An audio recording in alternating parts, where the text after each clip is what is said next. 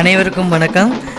சமயபுரம் நாயகி YouTube சேனலில் நாம் இன்னைக்கு ஆலய தரிசனம் செய்வது மேல்மலையனூர் அருள்மிகு அங்காளம்மன் திருக்கோவில் தான் இன்னைக்கு நாம் போக போகிறோம். இந்த திருத்தலத்தின் அமைப்பு எப்படி இருக்குன்னு கேட்டிங்கன்னா, அம்பிகை வடக்கு திசை நோக்கி அமர்ந்திருக்கிறாள். முன் வாசலிலே பார்த்தீங்கன்னா கிழக்கு திசை நோக்கி ஊஞ்சல் மண்டபம், அமாவாசை இரவு அன்று ஊஞ்சல் தாலாட்டு நடைபெறும் மண்டபம் அமைந்துள்ளது. அம்பிகையை தரிசனம் செய்வதற்காக நம்ம வரிசையில் போகும்போது மிக உயர்ந்த சிகப்பு நிற மேனியோடு 5 தலை நாகத்தோடு காட்சி தருகிறாள் அங்காளம்மன். இதன் உட்புறத்தில் சென்று தான் நாம் தாயாரை தரிசனம் செய்ய முடியும். அங்கிருந்து கோபுரத்தின் அதாவது கோவிலின் மேற்புறத்திற்கு சென்று தான் வெளியில் வர முடியும். இதன் வழியாக வெளியில் வரும்போது அன்னதானம் போடுகிறார்கள். அங்கிருந்து பார்த்தோம் அப்படின்னா குளம் நமக்கு நன்றாகவே தெரியும். இது பார்த்தீங்கன்னா தெற்கு வாசல். நானும் எனது நண்பனும் பார்த்தீங்கன்னா அமாவாசை அதாவது ஆடி அமாவாசை இரவு அன்று நாங்கள் சென்றிருந்தோம். அன்று காலையிலிருந்து அன்று இரவு வரை பார்த்தீங்கன்னா நீங்கள் நிறைய இடத்த பார்க்கலாம். ரொம்பவே பார்த்தீங்கன்னா பார்க்கக்கூடிய இடங்கள் அவ்வளோ இருக்குது. அங்காளம்மன் நம்பிக்கையை தரிசனம் செய்து வெளியே வந்தோம் அப்படின்னா நம்ம பெரிய நாயகியை நம்ம தரிசனம் செய்ய போகணும். அங்கே பார்த்தீங்கன்னா இந்த மாதிரியான மஞ்சள், குங்குமம், தாலிக்கயிறு, தொட்டில் குழந்தை இதெல்லாம் வித்துட்டு இருப்பாங்க. இதெல்லாம் எதுக்காக அப்படின்னு கேட்டிங்கன்னா, பெரிய நாயகி அம்மன் கிட்ட போயிட்டு பக்தர்களின் வேண்டுதலுக்கு ஏற்ப அம்பாளுக்கு காணிக்கையாக செலுத்தப்படுகிறது. அது மட்டுமல்ல, இங்கு வாங்கும் மஞ்சள் கயிற்றை பெரிய நாயகி கால்களில் கட்டுவதனால் தாலி பாக்கியம் நிலைத்து நிற்கும் என்பது ஒரு வேண்டுதலாக செய்யப்படுகிறது. இங்கு வெள்ளி கண்மலர், உடம்பு, கை, கால், உடம்பு போன்றவற்றை காணிக்கையாக பெரிய நாயகி அம்மனுக்கு செலுத்தப்படுகிறது. ஸோ இங்கே தான் பார்த்தீங்கன்னா நம்ம பெரிய நாயகி அம்மனை சுற்றி வலம் நம்ம தரிசனம் செய்ய வேண்டும். இங்கு புடவைகள் காணிக்கையாக செலுத்தப்படுகிறது.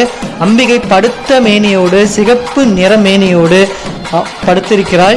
இங்கு கோவிலின் முன்வாசலில் அமாவாசை இரவு அன்று ஊஞ்சல் தாலாட்டில் காட்சி தரும் நாயகி மங்கள சண்டிகை அலங்காரத்தில் காட்சி தருகிறாள். ஒவ்வொரு அமாவாசை இரவன்றும் ஒவ்வொரு ரூபத்தில் காட்சி தருகிறாள். இவரின் தரிசனத்தை நீங்கள் கோவிலின் முன்வாசலில் கண்டு மகிழலாம். அவள் அருளை பெறலாம். அந்த அம்மாவோட அழகு இருக்கே, அந்த அம்மாவோட அழகை பார்த்துக்கிட்டே இருக்கலாம் போல தோணும். காண கண்கோடி வேண்டும். அவள் அழகை பார்ப்பதற்கு அவ்வளோ அழகா இருப்பா. சிரிச்ச மேனியோடு அலங்கார ரூபத்தில் நமக்கு காட்சி தருகிறாள் மேல்மலையனூர் அங்காள பரமேஸ்வரி.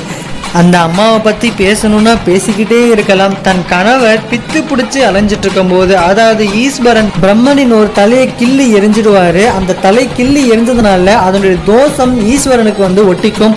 பிரம்மனின் ஒரு தலை அவருடைய கையிலே ஒட்டிக்கொள்ளும் இந்நேரமும் அவர் சாப்பிட்ற சாப்பாடு எல்லாம் அந்த பிரம்மத்தின் கபாலத்திற்கே போய் சென்றுவிடும். இதெல்லாம் பார்த்த நம் அம்பிகையை தாங்க முடியாமல் அந்த பிரம்ம கபாலத்தினை ஈஸ்வரன் கையிலிருந்து அகற்றி அந்த தலையை தன் காலால் மிதித்து தன் கணவரை காத்து அருள் புரிந்தாள் நம் அம்பிகை அங்காள பரமேஸ்வரி.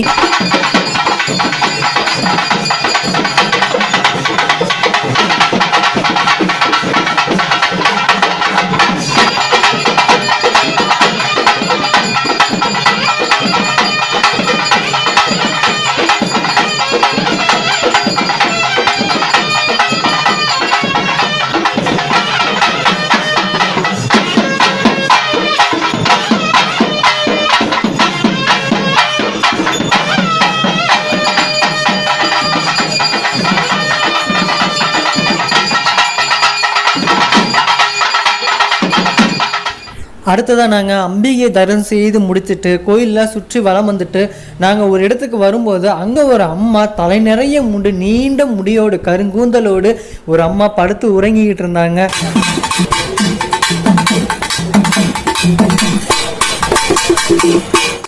அப்போ நாங்கள் அவங்கக்கிட்ட கேட்டோம். அவங்க குறி சொல்லுவாங்க அப்படிங்கிற மாதிரி சொன்னாங்க. என்னுடைய நண்பன் அவங்கக்கிட்ட குறி சொல்லி கேட்கலான்ட்டு உட்காந்து கேட்டுக்கிட்டு இருந்தாங்க. அதுக்கப்புறமா அவங்க மணி அடித்து அம்பிகையை வணங்கிட்டு குறி சொல்ல ஆரம்பித்தாங்க. அதுவும் பார்த்திங்கன்னா அவங்க சூடாக அமையிற வரைக்கும் தான் பார்த்தாங்கன்னா அவங்க குறி சொல்லுவாங்களாம்.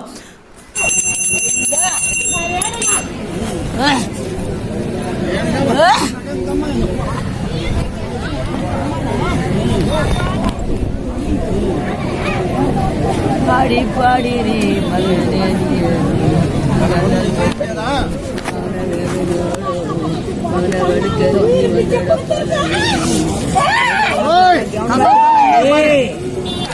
அதுக்கு பக்கத்துலேயே வந்து பார்த்தீங்கன்னா அங்காளம்மனை அழைச்சி ஒரு பூஜை செஞ்சுட்டு இருந்தாங்க, அதையும் நாங்கள் பார்த்தோம்.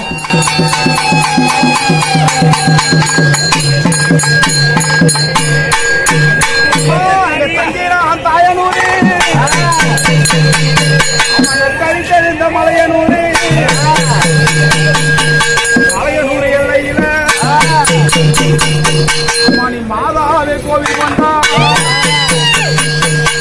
துடவான கோட்டையில சுந்தரி அணிய வந்தா அதிகால நேரம் அம்மா அம்மா நீ கட்டளைக்கு வரும் அம்மா கூப்பிடும் குரல் கேட்டு அந்த குடும்ப வத்தியில்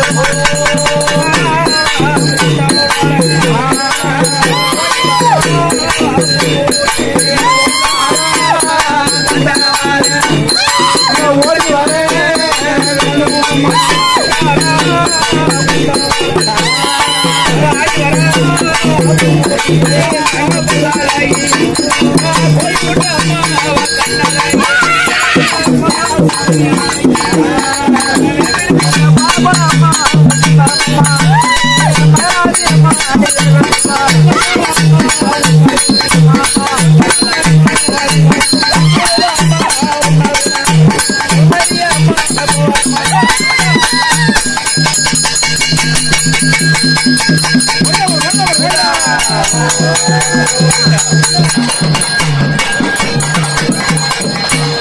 அங்காளம்மன் அழைச்சி அங்காளம்மன் ஆவேசமாக ஆனதுக்கப்புறமா அங்கே இருக்க படையில் எடுத்துனாக்க கொஞ்சம் கொஞ்சமாக கொடுத்தாங்க.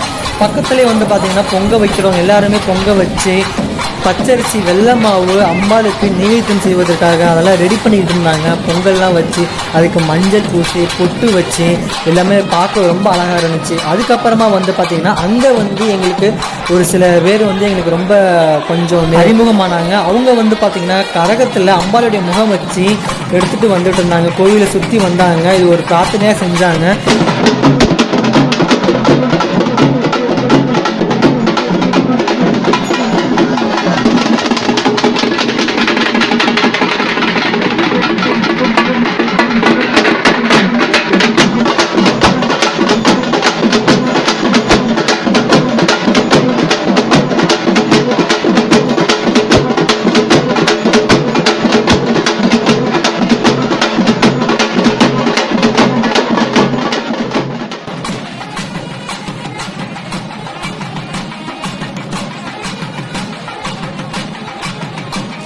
அதுக்கப்புறமா ஒரு 6-6:30 மணி மாலை நேரம் நெருங்கிடுச்சு. ஊஞ்சல் உற்சவம் வந்து நெருங்கிடுச்சு. அப்போ வந்து பார்த்திங்கன்னா நான் சுற்றி எல்லாருக்கும் போய் பார்த்துட்டு இருக்கும்போது அங்கே ஒரு விக்கிரகம், அம்மனுடைய விக்கிரகம், அங்காளம்மன் விக்கிரகம். அந்த அம்பிகை பார்க்குறதுக்கு அவ்வளோ அழகோ அழகு. அந்த அம்பிகை பக்கத்தில் ஒரு அம்மா உட்காந்துக்கிட்டு வரவங்களுக்கெல்லாம் குறி சொல்லிக்கிட்டு இருந்தாங்க. அப்புறம் இந்த கோவிலில் மிக முக்கியமான ஒரு ரொம்ப விசேஷமாக அப்படின்னு பார்த்தீங்கன்னா வந்து இந்த பிரார்த்தனையில் இந்த எலுமிச்சப்பழம், இந்த தேங்காய், இதுதான் வந்து பார்த்திங்கன்னா ரொம்ப விசேஷமானது. இந்த எலுமிச்சப்பழத்தை தலையில் 3 தடவை சுற்றி காலால் அதை மிதிச்சுட்டு அம்பிகை வணங்கிட்டு சென்றுட்டாங்க. ஸோ இதெல்லாம் நடந்தது. இப்போ வந்து பார்த்திங்கன்னா இதுதான் ஊஞ்சல் மண்டபம். இந்த ஊஞ்சல் மண்டபம் தயாராகிட்டு இருக்கு ஊஞ்சல் உற்சவத்துக்காக. ரொம்ப கூட்டமாக இருந்துச்சு. 4 மணிலேருந்தே வந்து பார்த்திங்கன்னா அங்கே உட்காந்து எல்லோரும் இடம் பிடிச்சிட்டு இருந்தாங்க. இடையில வந்து இந்த கரகம் கொண்டு வரவங்கலாம் கரகம் கொண்டு வந்துட்டு இருந்தாங்க. ஸோ ஊஞ்சல் உற்சவம் ஆரம்பிச்சிருச்சு. ஸோ நான் வந்து கிட்ட போயிட்டு அம்பிகை வணங்கினதுல எனக்கு ரொம்ப சந்தோஷமாக இருந்துச்சு. ரொம்ப மகிழ்ச்சியோடு நான் அங்கேருந்து வந்தேன்.